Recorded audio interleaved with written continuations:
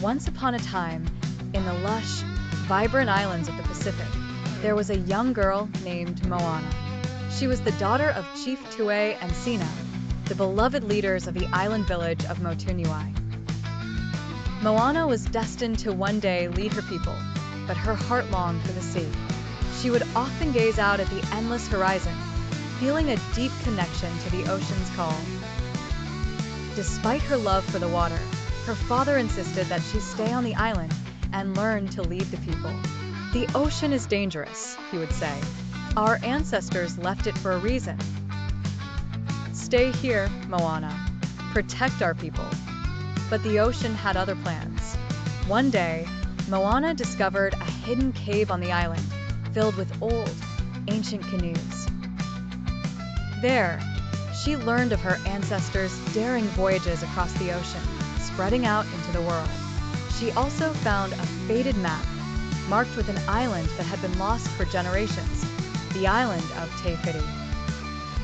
The heart of Te Fiti had been stolen by the demigod Maui. The heart was the source of life and the ocean's power, and ever since it was taken, the world had been in turmoil.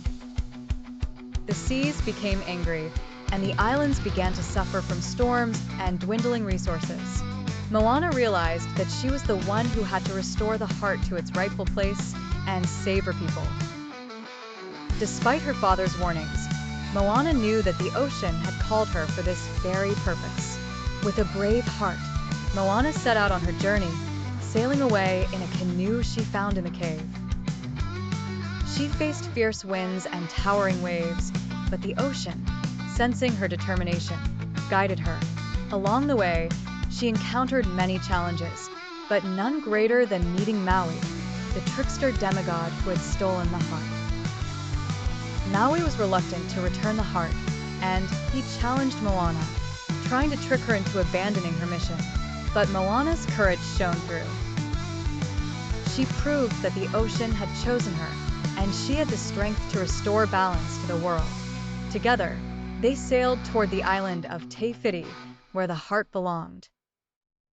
When they arrived, they found that Te Fiti was not a place of beauty, but one overtaken by darkness and fury, the result of the heart's theft. Moana, with Maui's reluctant help, placed the heart back into its rightful place, and the island began to heal.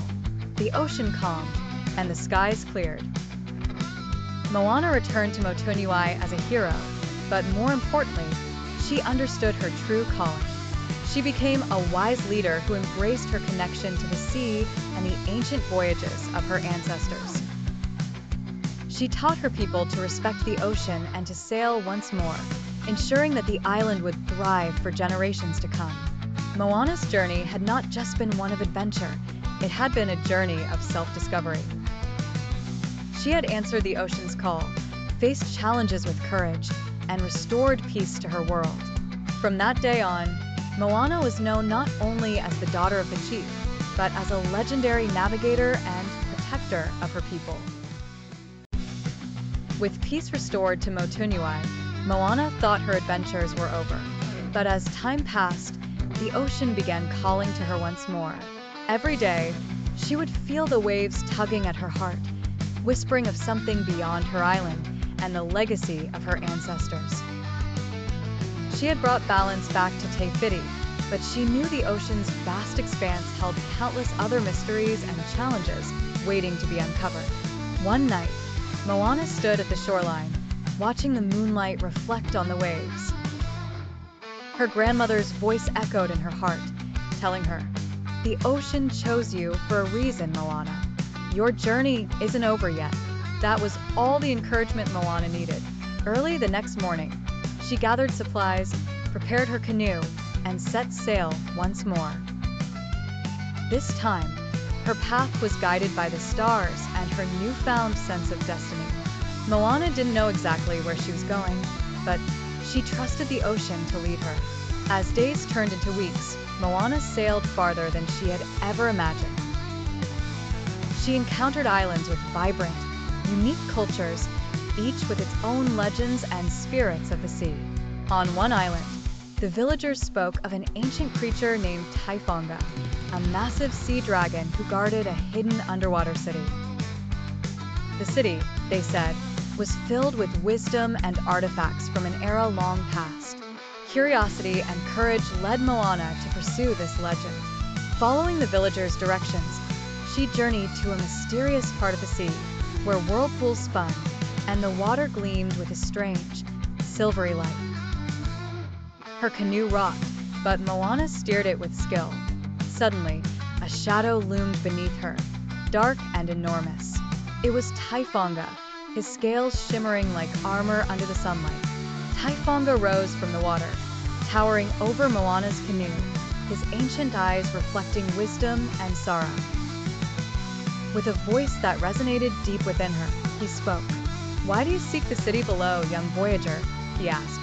Moana, her voice steady, replied, "I am Moana of Motunui, chosen by the ocean. I seek knowledge that will help me protect my people and honor the spirit of the sea." Taifonga gazed at her for a long moment before nodding. "Very well. You are brave enough to seek this path. Follow me." Taifonga dived below, and the ocean split into a swirling vortex, revealing a hidden passageway. Moana took a deep breath and followed, the waters parting around her as she was drawn downward into the ocean's depths. To her amazement, an entire city emerged, a lost world of coral temples, gleaming with the light of bioluminescent plants and schools of silver fish. In this underwater city, Moana found artifacts and relics that spoke of ancient knowledge, maps of currents across the world, carvings that told the stories of mythical sea creatures, and statues of ancestors whose wisdom still seemed to echo in the deep silence. One relic in particular caught her attention, a stone tablet inscribed with symbols resembling the heart of Te Fiti. It told of an ancient prophecy. Whenever the balance of nature tipped, a wayfinder would rise to restore harmony. Moana realized that this journey had been part of her calling, too, a connection across time to other voyagers who had also heard the ocean's call. As she turned to leave, Taifonga's voice rumbled once more. "Remember, Moana, the ocean chose you because of your heart, but wisdom alone is not enough. You must use what you've learned to guide others." Returning to the surface, Moana knew her journey wasn't just about exploration. It was about ensuring her people would thrive. She sailed back to Motunui, carrying not only knowledge, but a renewed sense of purpose. From then on, she taught her people to read the stars, respect the sea, and remember their heritage as voyagers. Moana's legend grew, and generations later, children gathered by the fire to hear stories of the girl who had not only restored the heart of Te Fiti, but also ventured to the farthest reaches of the sea to uncover the ocean's deepest secrets. Years passed, and Moana continued to lead her people with wisdom and courage. She taught them how to navigate by the stars, to read the waves, and to remember the stories of their ancestors. Motunui thrived, and the people became voyagers once more, exploring new lands and building bonds with neighboring islands. However, Moana sensed that her journey with the ocean still had chapters left unwritten. One evening, as Moana sat by the shore, she noticed something unusual. The tide was behaving strangely. Instead of receding with the moon, the waves grew higher, and strange creatures drifted to the shore. Creatures Moana had never seen, even in her many voyages. It was as if the ocean was unsettled, disturbed by something deep beneath the surface. That night, Moana had a vivid dream. She saw an island surrounded by towering waves, its shores guarded by figures shrouded in mist. They were the guardians of the tides, ancient spirits who watched over the balance of the ocean and protected the world's shores from powerful forces of destruction. But now, something was disturbing them. One of their sacred totems, a stone carved with the symbols of the tides, had been stolen, throwing the ocean into chaos. When she awoke, Moana knew what she had to do. Gathering a small crew of her bravest friends and family, she set sail in search of the island she had seen in her dream. They sailed for days, following strange currents and whispers from the ocean itself. Along the way, they encountered storms fiercer than any they had seen before, as if the very seas were testing their resolve. At last, they reached a hidden island veiled in mist. It was silent, eerie, and surrounded by swirling tides that seemed to breathe with life. Stepping onto the shore, Moana and her crew discovered statues of stone, shaped like towering figures of men and women with outstretched arms, faces hidden under hoods. These were the guardians of the tides, frozen in stone, awaiting their release. Moana approached one of the statues and felt a pulse of energy, an ancient, restless spirit reaching out to her. "Who are you?" the spirit asked, its voice echoing through the stone. "I am Moana of Motunui. I come to restore balance to the ocean," she replied, unwavering. The spirit explained that long ago, the guardians of the tides had hidden a powerful artifact beneath the ocean, a totem that controlled the flow and rhythm of the tides. Recently, however, a thief had taken it, a dark spirit known as Kailai, the Tidebreaker, who had harnessed the totem's power to disrupt the ocean's balance and bring the world under his control. Determined to retrieve the totem, Moana and her crew set out once more, this time into the depths of an underwater cavern marked by jagged rocks and shimmering lights. The cavern pulsed with an unnatural energy, and at its center, they found Kailai, a massive, shadowy figure wrapped in tendrils of dark water. He held the totem in his hands, radiating with stolen power. With courage and quick thinking, Moana confronted Kailai, demanding the totem's return. But Kailai only laughed, taunting her bravery. "You think you can take this from me, little voyager? The ocean may have chosen you, but it is my power now," he sneered.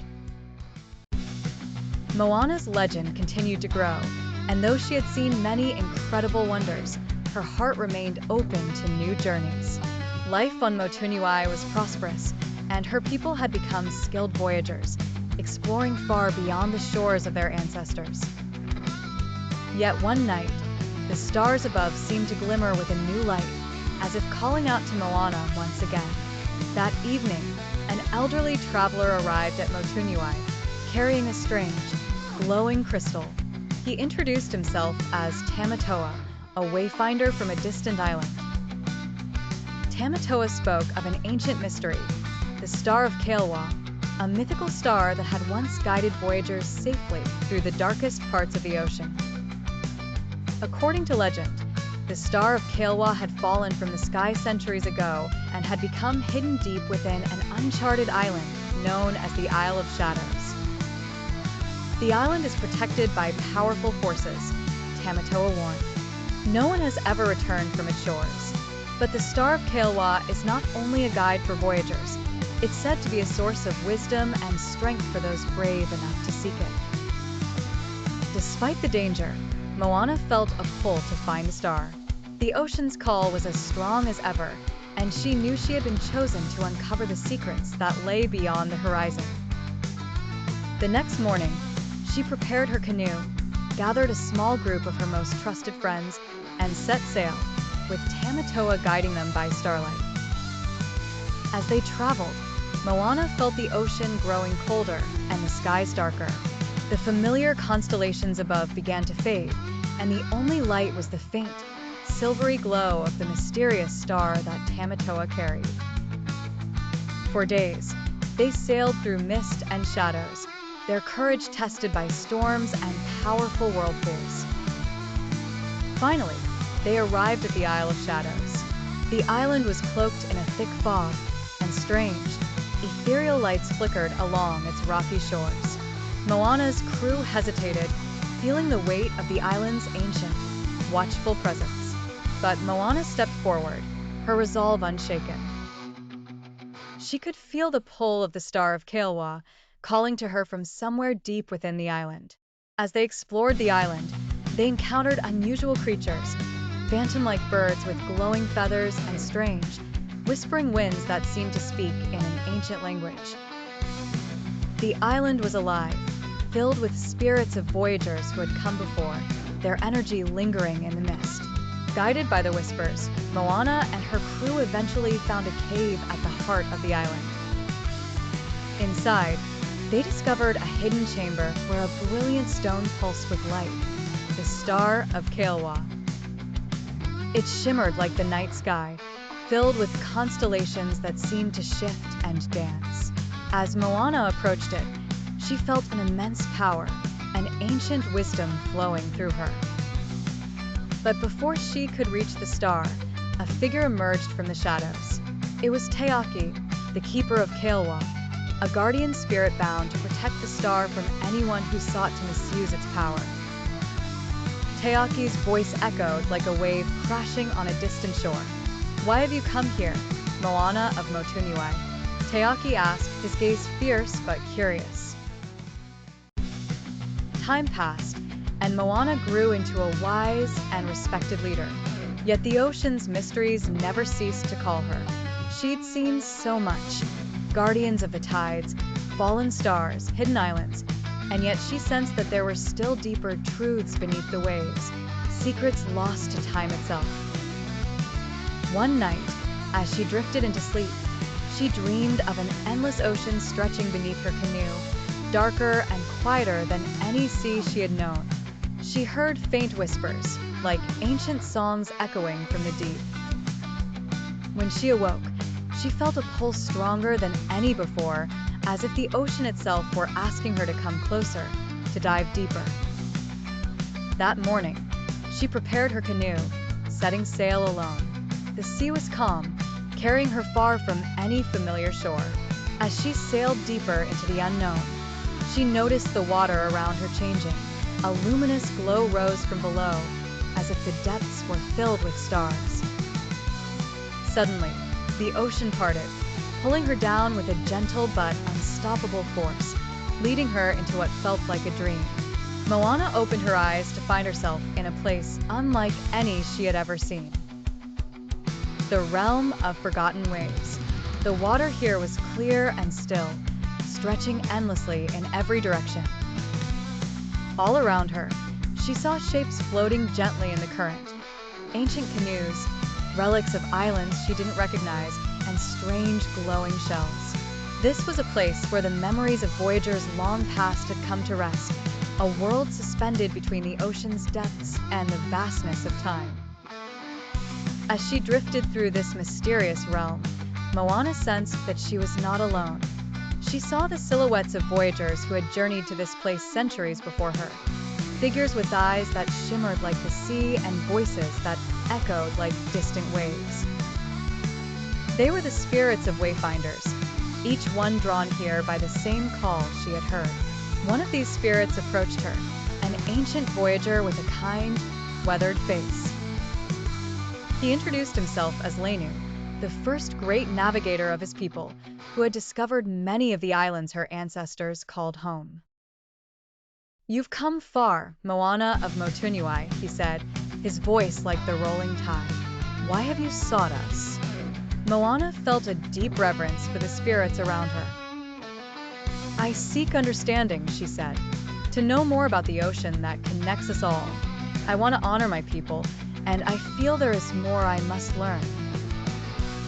Lena smiled, his gaze warm and proud. "You have the heart of a true voyager, Moana. Few reach this place, and fewer still have your purpose. We are here because we heeded the ocean's call. But there is one last truth we can share with you, if you are willing to listen." The spirits of the wayfinders gathered around her, and as they chanted in voices like waves on the shore, the waters began to ripple, revealing the greatest mystery of the ocean. Moana saw visions of the world's beginnings, when the ocean had first formed, full of life and promise. She saw the birth of islands and the ancient spirits who protected them, the dance of currents that connected all things, and the bond between the ocean and the skies above. The spirits showed her a powerful truth. Every wave, every current, and every storm was part of a greater rhythm, a cycle that carried the wisdom of all life.